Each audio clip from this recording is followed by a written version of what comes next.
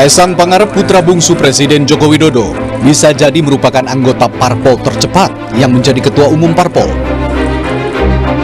Bagaimana tidak? Baru 2 hari menjadi anggota Partai Solidaritas Indonesia (PSI), Kaesang langsung dinobatkan sebagai ketua umum PSI periode 2023-2028. Kaesang pun mengakui dirinya menjadi ketua umum PSI karena adanya privilege atau hak istimewa sebagai seorang putra Presiden Jokowi. Oh, privilege. Ya privilege selalu ada, gitu aja. Ya privilege. Saya emang iya kan, kok masih diulang lagi. Analis politik menyebut citra Jokowisme yang melekat pada PSI diterjemahkan sebagai politik balas budi kepada keluarga Jokowi. Dengan demikian ini justru berbanding terbalik dengan citra PSI yang revolusioner. Karena PSI hanya mengulang kebiasaan parpol lama dengan melibatkan sosok tertentu yang punya kekuasaan dalam menentukan kebijakan.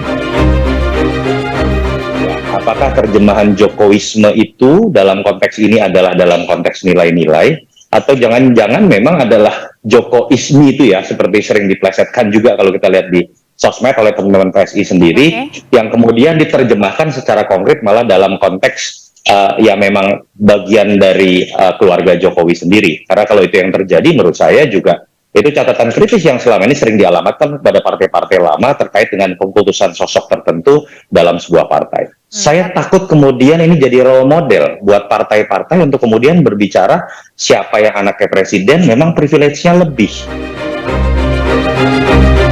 Saat ditanya konteks Pilpres 2024, Ketua Umum PSI yang baru Kaesang Pangarep pun belum mau menjawab arah dukungan partainya untuk salah satu bakal capres.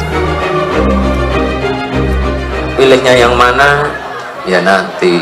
Kebetulan kan keduanya sudah datang ke podcast saya juga, sudah ngobrol secara pribadi juga. Nanti balik lagi kita akan lihat aspirasi-aspirasi dari DPD, DPW mengarahnya kemana. Ini publik menanti, gebrakan apa yang bisa diberikan seorang pemuda bernama Kaesang di PSI. Jangan sampai PSI menjadikan Kaesang ketua umumnya hanya karena partai ini diasosiasikan fans club dari sosok Jokowi.